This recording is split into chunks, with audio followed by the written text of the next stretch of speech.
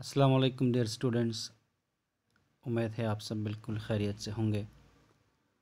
बच्चों, अब तक हमने glycolysis, Krebs cycle, shuttle pathways ये सब हमने पढ़ी है। अब नेक्स्ट टॉपिक जो आपके सिलेबस में आता है वो है ग्लाइकोजेनेसिस। आज हम ग्लाइकोजेनेसिस के बारे में पढ़ेंगे क्योंकि मुझे स्कूल ज्वाइन करने में अभी और एक हफ़्ता लगेगा, कुछ काम पड़ गया था। तब तक हम कोशिश करेंगे कि ऑनलाइन जो है आपको ये स्क्रीन वीडियोस आपको भेजेंगे। उम्मीद है आपको ये समझ आ जाएंगे। आज हमारा टॉपिक है बच्चों ग्लाइकोजेनेसिस। ग्लाइकोजेनेसिस, ठीक। ग्लाइकोजेनेसिस में होता क्या है कि जो ग्लूकोज मॉलिक्यूल्स हैं, आपको पता है ग्लूकोज एक मोनोमर है, वो ग्लूकोज बार बार आपस में जुड़ जाते हैं और एक लंबा सा चेन बन जाता है ग्लूकोज की।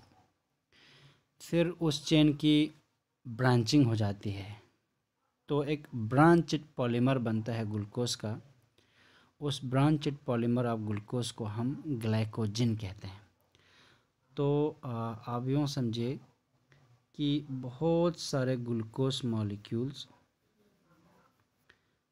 इन टाइम्स ग्लूकोज मॉलिक्यूल्स जब आपस में कंबाइन हो जाती है तो ग्लूकोज जोड़ जोड़ के, मान लो ये ग्लूकोज है, ग्लूकोज जोड़ जोड़ के ठीक एक ब्रांचड पॉलीमर बन जाती है।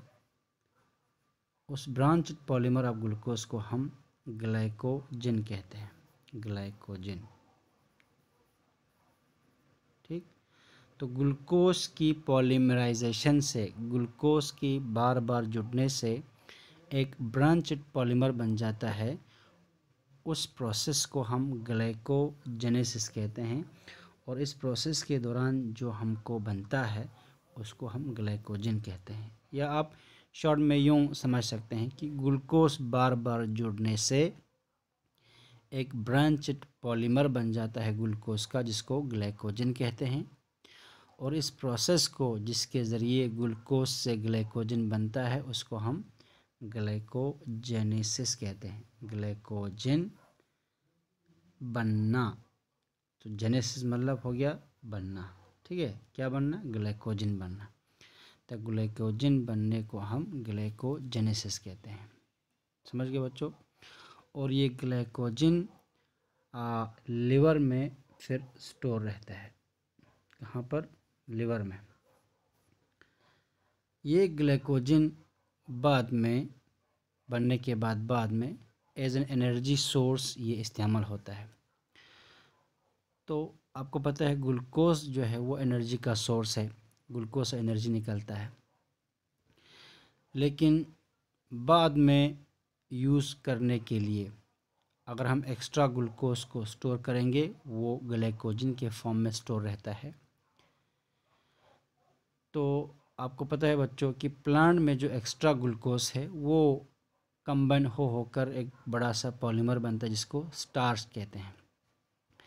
वो प्लांट अपने सीड्स में, अपने रूट्स में, ट्यूबर्स में वो स्टोर रखता है, जिनको हम स्टोरेज टिश्यूज़ कहते हैं। तो प्लांट की स्टोरेज टिश्यूज़ में स्टार्च जो है वो स्टोर रहता है, जो बाद में as an energy source plant इस्तेमाल करता है। सिमिलरली एनिमल्स में भी, तो नॉर्मली हम खाना खाते हैं तो उस खाने में जो कार्बोहाइड्रेट होती है, उस कार्बोहाइड्रेट से जो ग्लूकोज मिलता है, उस ग्लूकोज को हम एनर्जी सोर्स के तौर पर इस्तेमाल करते हैं।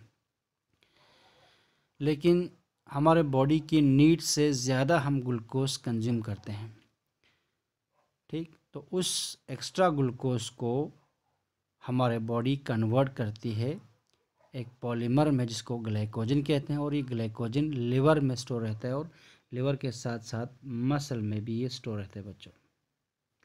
किस में? मसल में स्टोर रहता है, ठीक है। लिवर और मसल में स्टोर रहता है ग्लाइकोजन। समझ गया? तो जब हम बाहर से खाना नहीं खाएंगे, मिसाल जैसे कुछ दिनों बाद इंशाल्लाह हम रोज़ा रखेंगे। तो फास्टिंग के वक़्त जब हम खाना नहीं खा रहे होते हैं तो हमारे बॉडी को जो ग्लूकोज की सप्लाई कहाँ से मिलेगी उस वक़्त यही ग्लाइकोजन जो हमारे लिवर में स्टोर है वो हमको ग्लूकोज फराहम करेगा। ठीक, लिवर और मसल में जो ग्लाइकोजन स्टोरेज हैं, ठीक, उसी ग्लाइकोजन से ग्लूकोज रिलीज़ होगा और वही ग्लूकोज हमको एनर्जी के सोर्स के तौर पर हम इस्तेमाल करेंगे। ठीक है, तो ग्लाइकोजन ग्लूकोज से बनता है जब ग्लूकोज एक्स्ट्रा अमाउंट में हो। जब बॉडी को ग्लूकोज की ज़रूरत हो, बाहर से ग्लूकोज की सप्लाई ना हो, उस वक़्त यही ग्लाइकोजन जो स्टोरेज फॉर्म है ग्लूकोज का, ठीक है, वही टूट कर ग्लूकोज को रिलीज़ करता है और वही ग्लूकोज हम एनर्जी के तौर पर इस्तेमाल करते हैं। ठीक, तो ग्लूकोज से ग्लाइकोजन बनता है, ग्लाइकोजन से ग्लूकोज बनेगी।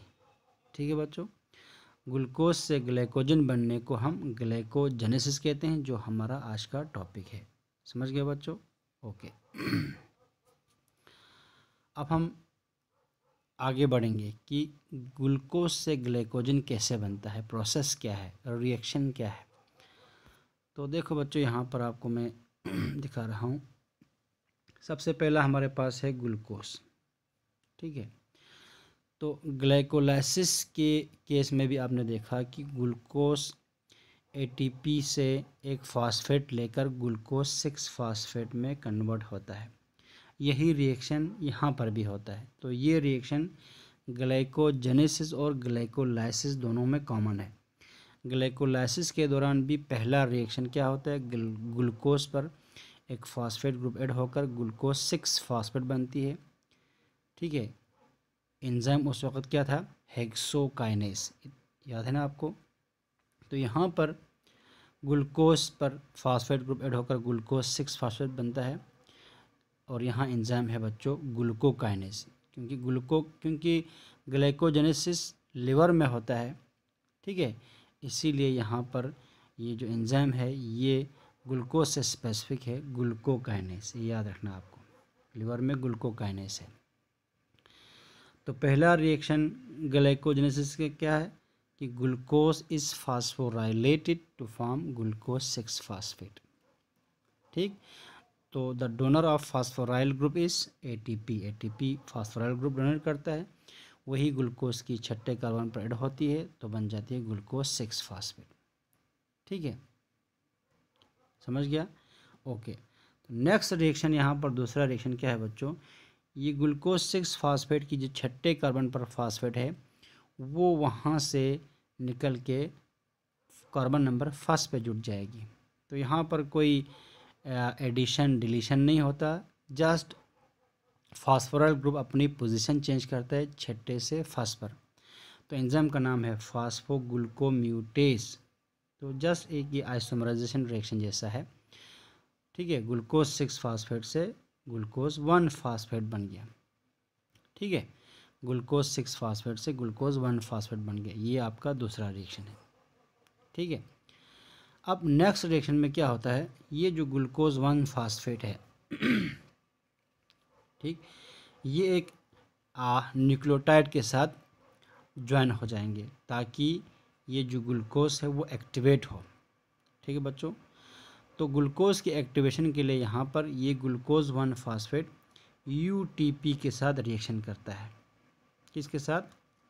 यूटीपी के साथ, यूरेडीन ट्राइफास्फेट। आपको पता है एटीपी के बारे में आपको मालूम है, adenosine triphosphate, guanosine triphosphate GTP. उसी तरह से यूटीपी है, यूरेडीन ट्राइफास्फेट। समझ गए बच्चों? तो यूटीपी के साथ ग्लूकोज 1 फास्फेट रिएक्शन करता है और यूटीपी में से, ठीक है, यूटीपी में से जो न्यूक्लियोटाइड है वो कंबाइन हो जाती है ग्लूकोज के साथ, तो बन जाती है यूडीपी ग्लूकोज, यूडीपी ग्लूकोज। तो वो रिएक्शन कैसे होता है उसके बारे में थोड़ा सा आपको बताऊंगा। ये आप देखो बच्चों, आपका ये यूटीपी है, यूरेडीन ट्राइफास्फेट। तो हर न्यूक्लियोटाइड में तीन कंपोनेंट्स होते हैं, आपको मालूम है। एक नाइट्रोजनस बेस है जो यहाँ पर यूरासिल है। क्या है? यूरासिल। क्या है बच्चों? यूरासिल है। नाइट्रोजनस बेस के साथ एक पेंटोज शुगर होता है जो यहाँ पर एक राइबोस शुगर है, राइबोस शुगर। और इसके बाद फास्फेट। अगर एक फास्फेट हो तो हम मोनोफास्फेट कहते हैं, दो हो तो डाई, तीन हो तो ट्राई कहते हैं। क्योंकि यहाँ पर तीन फास्फोराइल ग्रुप है, इसको हम यूरिडीन ट्राईफास्फेट कहते हैं। यूरासिल और राइबोस जुड़ के यूरिडीन बन जाती है। इसके बाद तीन फास्फेट है तो ये ट्राईफास्फेट हो गया। ठीक है, तो ये यूटीपी ग्लूकोज 1 फास्फेट के साथ रिएक्शन करता है। तो उससे आगे क्या बनता है यहाँ मैं आपको बताऊंगा, ये यहाँ नहीं है। ठीक है बच्चों, तो होता क्या है, ये जो यूटीपी है, यूटीपी से आपको मालूम है बच्चों, ग्लूकोज 1 फास्फेट इसके साथ रिएक्शन करना है। मैं यहाँ लिखता हूँ ग्लूकोज 1 फास्फेट, यानी ग्लूकोज की कार्बन नंबर 1 के साथ एक फास्फेट ग्रुप है, ये आपको जहन में रखना है। ऊपर से जब ये इन ग्लूकोज 1 फास्फेट और यूटीपी के साथ जब रिएक्शन होता है, तो जो यूटीपी है उसका ये जो टर्मिनल 2 फास्फेट है, यानी पीपीआई, पायरोफास्फेट जिसको आप कहते हो, वो अलग हो जाती है। ठीक है, रहा यहाँ पर क्या, यूरिडीन मोनोफास्फेट। ये यूरिडीन मोनोफास्फेट इस ग्लूकोज 1 फास्फेट के साथ कंबाइन हो जाती है, तो फिर 2 फास्फेट हो जाएंगे। देखो फास्फेट, एक ये उसका अपना ग्लूकोज का, दूसरा यूएमपी का, यूरिडीन मोनोफास्फेट। तो उस तरह से ग्लूकोज और यूरिडीन के साथ आपका क्या बन जाएगा, 2 फास्फेट जुड़ जाएंगे। ठीक है, उसको हम बाद में कह सकते हैं यूडीपी ग्लूकोज। यूडीपी मतलब यहाँ पर मोनोफास्फेट है, इस मोनोफास्फेट पर ये फास्फेट जोड़ दो तो हो गया 2 फास्फेट, तो हो गया यूरिडीन डाईफास्फेट। तो ये तीनों मिलके क्या बन गया, यूडीपी। यूरिडीन, ये यूरिडीन हो गया, और ये फास्फेट मिलके डाईफास्फेट हो गया यूडीपी। और उसके साथ आपका एक ग्लूकोज साथ में है तो बन गया यूडीपी ग्लूकोज। तो इस जब यूटीपी और ग्लूकोज 1 फास्फेट की रिएक्शन होती है तो उसका रिजल्ट बन जाती है यूडीपी ग्लूकोज प्लस ये पायरोफास्फेट। मैं अगेन आपको दोहराता हूँ आपके पास है ग्लूकोज 1 फास्फेट। क्या है बच्चों, ग्लूकोज 1 फास्फेट है ना, ये आपको याद है। प्लस यहाँ पर आपके पास है यूरिडीन ट्राईफास्फेट यूटीपी।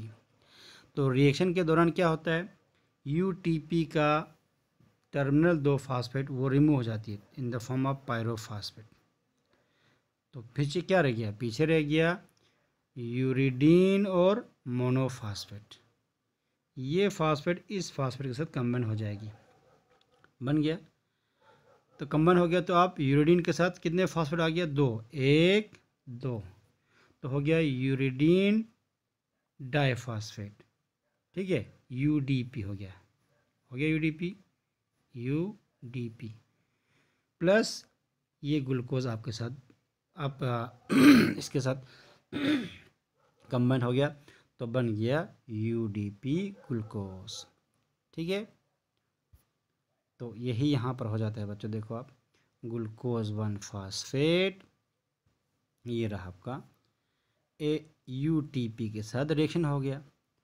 होने के बाद जो पायरोफास्फेट मैंने कहा पहले अलग होता है, वो यहाँ अलग हो गया। तो ये जो फास्फेट और यूटीपी से पायरोफास्फेट अलग होने के बाद एक फास्फेट तो उसके साथ बचता है, वो फास्फेट और ये जो ग्लूकोज के साथ फास्फेट है दोनों कंबाइन होकर बन गया यूडीपी। और ये ग्लूकोज तो है ही, तो बन गया यूडीपी ग्लूकोज, ये बन गया यूडीपी ग्लूकोज। ठीक है, एंजाइम का नाम है यूडीपी ग्लूकोज पायरोफास्फोराइलेस। यूडीपी ग्लूकोज पायरोफॉस्फोराइलेज की मदद से ग्लूकोज 1 फास्फेट यूटीपी के साथ रिएक्शन करता है और बन जाती है यूडीपी ग्लूकोज। ठीक है, ये यूडीपी ग्लूकोज है बच्चों आप एक्टिवेटेड ग्लूकोज। अब ये ग्लूकोज अब तैयार है, जहाँ पर भी ज़रूरत हो जुड़ने के लिए वहाँ पर एक ग्लूकोज डोनेट करेगा। तो ये यूडीपी ग्लूकोज डोनर है। इस बच्चों यूडीपी ग्लूकोज जो अब बन गया इससे ग्लूकोज डोनर। ठीक है, अब ग्लूकोज कंबाइन होकर एक लंबा पॉलीमर बनने वाला है आगे। तो उस पॉलीमर को बनाने के लिए जो ग्लूकोज डोनर चाहिए वो ग्लूकोज डोनर है ये एक्टिवेटेड यूडीपी ग्लूकोज। ठीक है, पर यहाँ पर रखता हूँ मैं, आगे हम बाद में बात करेंगे। यहाँ तक मैं आपको फिर से दोहरा रहा हूँ। समझ गया बच्चों? ग्लूकोज कंबाइन होकर एक ब्रांच्ड पॉलीमर बनता है ग्लूकोज का, जिसको ग्लाइकोजन कहते हैं। तो ग्लूकोज की पॉलीमराइजेशन से एक ब्रांच्ड पॉलीमर बनता है जिसको ग्लाइकोजन कहते हैं। इस प्रोसेस को ग्लाइकोजेनेसिस कहते हैं। ये जो ग्लाइकोजन बनता है ये लिवर और मसल में स्टोर रहता है। कब ये ज़रूरत पड़ता है? जब हम बाहर से एक्सटर्नल एक्सोजेनस सोर्स से फूड नहीं लेते हैं, तो बॉडी के एनर्जी के सोर्स के तौर पर ये ग्लाइकोजन काम करता है। उस वक़्त ये ग्लाइकोजन ये ग्लूकोज को रिलीज़ करता है और ग्लूकोज एनर्जी के सोर्स के तौर पर इस्तेमाल होता है। समझ गया? ओके, तो ग्लूकोज से ग्लाइकोजन बनने को ग्लाइकोजेनेसिस कहते हैं। तो ग्लाइकोजेनेसिस का जो रिएक्शन है, पहला रिएक्शन, उसमें क्या है? ग्लूकोज की फास्फोराइलेशन होती है कार्बन नंबर 6 पर, तो बन जाती है ग्लूकोज 6 फास्फेट। यहाँ पर फास्फोराइल ग्रुप डोनर है एटीपी। तो एटीपी से जब एक फास्फेट अलग हो गया तो बन जाएगा एडीपी। एंजाइम का नाम है ग्लूकोकाइनेज, ये याद रखना, ग्लूकोकाइनेज। ग्लाइकोलाइसिस में यही रिएक्शन सेम है लेकिन वहाँ पर हेक्सोकाइनेज है। ठीक है, ग्लूकोकाइनेज स्पेसिफिक है लिवर के साथ। फिर ग्लूको 6 फास्फेट आइसोमराइज होकर बनती है ग्लूकोज 1 फास्फेट। ठीक है, छठे कार्बन से पहले कार्बन पर फास्फेट ग्रुप आ जाती है। एंजाइम का नाम है फास्फोग्लूकोम्यूटेस। ठीक है बच्चों, ओके। फिर ये ग्लूकोज 1 फास्फेट रिएक्शन करता है यूटीपी के साथ।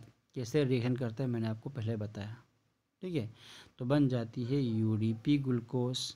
एंजाइम का नाम है यूडीपी ग्लूकोज पायरोफॉस्फोराइलेज। तो मेन इंपॉर्टेंट चीज़ आपको यहाँ याद रखना है, ये यूडीपी ग्लूकोज है, ये एक्टिवेटेड ग्लूकोज है। तो यही यूडीपी ग्लूकोज जो है ये डोनर है ग्लूकोज का। जहाँ भी ग्लूकोज ज़रूरत हो तो ये डोनर डोनेट करता है ग्लूकोज को पॉलीमराइजेशन के लिए। ठीक है बच्चों, तो नेक्स्ट हम बाद में बात करेंगे। उम्मीद है आपको यहाँ तक समझ आ गया होगा। अगर समझ नहीं आया तो मैसेज कर देना कि यहाँ समझ नहीं आया। ठीक है, तो यहाँ से आगे हम बाद में कंटिन्यू करेंगे। फ़ी अमान अल्लाह, खुदा हाफिज़।